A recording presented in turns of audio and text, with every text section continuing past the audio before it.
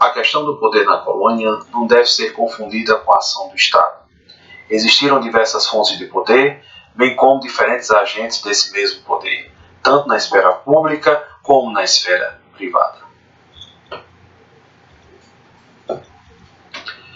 Bem, meus amigos, eu iniciei essa leitura do capítulo do livro Formação no Brasil Colonial. Esse trecho está no Poder na Colônia, do livro Formação no Brasil Colonial, do professor Arno Welling. Eu comecei essa leitura para a gente fazer uma discussão sobre o poder na colônia. Muito mais do que falar sobre a legislação do período colonial, período este que vai de 1500 até 1822, é muito importante que a gente fale como é que vai estar estruturado o poder. Vocês sabem que o direito ele serve para legitimar o poder. E a minha pergunta é a seguinte: como é que estava estruturado o poder na colônia? O direito. Quem faziam as leis? A quem o direito, a quem as leis privilegiavam? É muito importante essa discussão. Como é que estava estruturado os tribunais, os recursos aqui? Como é que está estruturado o poder judiciário aqui no Brasil no período colonial? As normas eram claras? Você tinha normas profusas e confusas? Você tinha muitos recursos, como a gente tem hoje? Então, é muito importante a gente fazer essa discussão na noite de hoje, porque isso vai dar margem para um outro vídeo que eu vou gravar, que é o poder e os grupos marginalizados. Como é que a legislação tratava a questão do elemento africano, do elemento negro? Como é que tratava a questão do indígena? Então, sem delongas, vamos iniciar aí uma discussão sobre as esferas de poder e as instituições políticas e administrativas durante o período colonial, período este que vai de 1500 a 1822. Vamos aqui, eu convido vocês a gente estudar aqui o artigo, o capítulo do livro Poder na Colônia, do professor Arno Welling, que é membro da Academia Brasileira de Letras e que hoje é a maior autoridade, junto com sua esposa Maria José Welling, é uma das maiores autoridades sobre o direito no período colonial. Então, vamos começar aqui com o nosso debate, com a nossa discussão, né? E aí, como eu tinha lido para vocês, a questão do poder na colônia não deve ser confundida com a ação do Estado.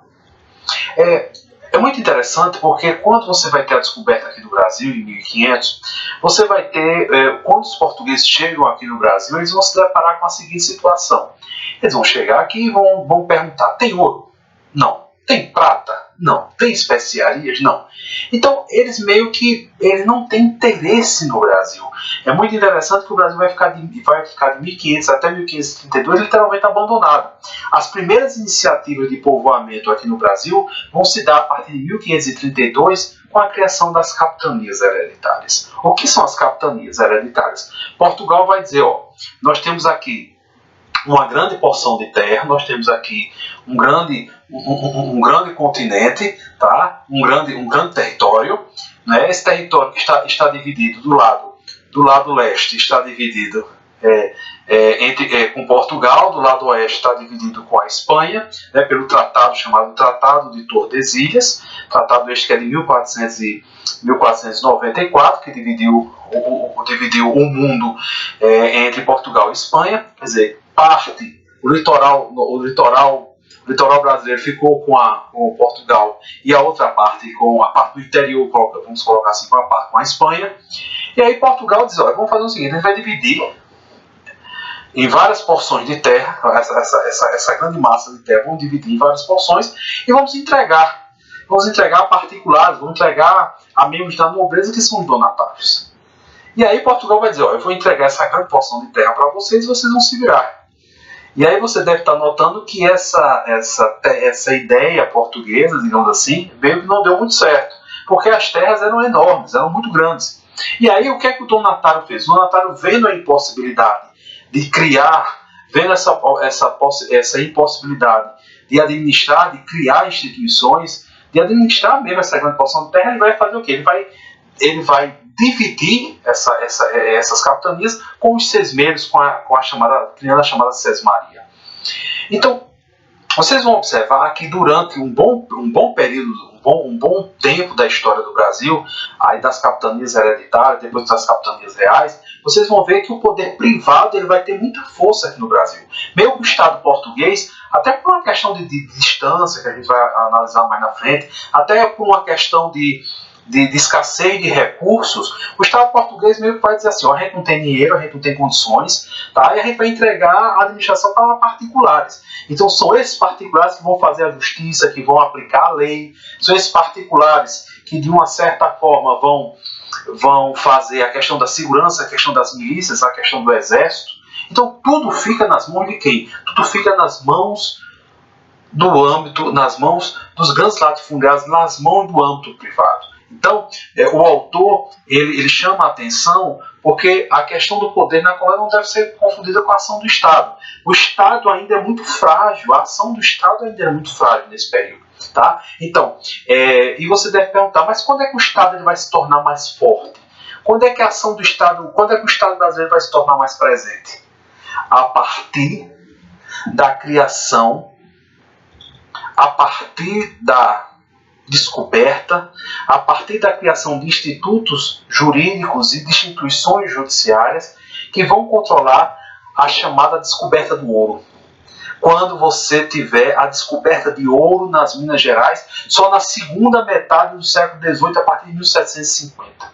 É quando Portugal vai dizer, finalmente nós encontramos aqui ouro, algo que nos interessa. Então a primeira providência é, o açúcar já está em declínio, o açúcar já vem em declínio desde o final das invasões holandesas em 1654 aqui no Nordeste, a capital era Salvador, o açúcar está em declínio e Portugal vai dizer, o açúcar está em declínio, nós vamos tirar a capital administrativa de Salvador e vamos transferir para o Rio de Janeiro em 1763. Então veja que a descoberta de ouro nas Minas Gerais muda o perfil, muda a ação do Estado português aqui no Brasil. Antes o Estado português via com desleixo, via com pouca atenção o Brasil. Mas a partir do momento que você vai ter a descoberta de ouro nas Minas Gerais, o Estado português vai dizer, não, isso nos interessa. E o que é mais interessante, o ouro que é descoberto nas Minas Gerais foi descoberto pelos bandeirantes, que eram particulares. É muito interessante porque você não tem, nem na descoberta do ouro você vai ter uma efetividade, você não vai ter uma efetividade do governo português. Então, a partir de 1750, a segunda metade do século XVIII, você vai ter a descoberta do ouro.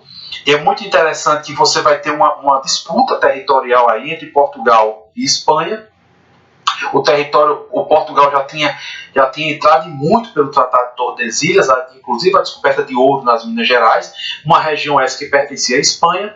Mas aí em 1750 você vai ter o chamado Tratado de Madrid. Tratado de Madrid esse que vai delimitar as fronteiras do Brasil. A grande parte das fronteiras hoje do nosso país vem desse tratado, que foi idealizado por um cidadão chamado Alexandre Gusmão, que vai trazer uma tese que é a tese do uti possidetis, ou seja, a questão do uso capião.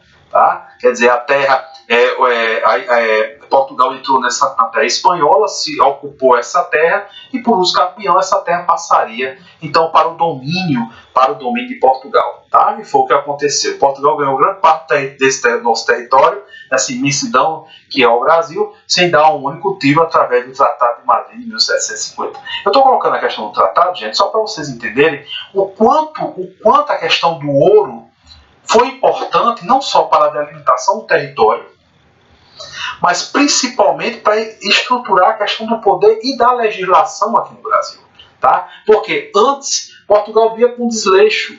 Tá? É muito interessante que nessa época, como eu falei para vocês, até 1750, o poder privado ele vai ser um poder o quê? Um poder que vai estar bem estruturado. Eu gosto muito de literatura e tem um autor chamado Érico Veríssimo que tem uma obra chamada O Tempo e o Vento. E tem lá na Ana Terra, né, que é um capítulo, uma parte da sua vasta obra, né, O Tempo e o Vento, que é o arquipélago, o continente e o retrato, que tem uma hora lá, isso eu estou em 1777, né, o ano do outro tratado de fronteira, que é o Tratado de Santo Ildefonso, que um cidadão chamado Rafael Pinto Bandeira ele chega lá nas imediações de Santa Fé, chega no rancho não é do pai de Ana Terra. E aí eles perguntam, mas quem é? Ela pergunta, quem é este homem? E ele diz, quem é o senhor? Ele diz, eu sou Rafael Pinto Bandeira, eu sou o senhor, eu sou o dono de todas essas terras aqui, e eu estou defendendo os interesses do Brasil contra os espanhóis, contra os castelhanos, né, contra os espanhóis. E é muito interessante que o pai dela diz assim, este homem ele não está defendendo os interesses, não os interesses de Portugal, está defendendo os interesses dele. Então ele não está defendendo os interesses do... Ele não está defendendo os interesses de Portugal, ele não está defendendo os interesses do povo brasileiro, ele está defendendo os interesses dele, porque ele era dono de todas aquelas terras, ele era um grande sesmeiro, um grande latifundiário no sul do Brasil, tá? Então ele estava defendendo as suas terras contra... ele montou uma milícia particular, e essa milícia estava ali para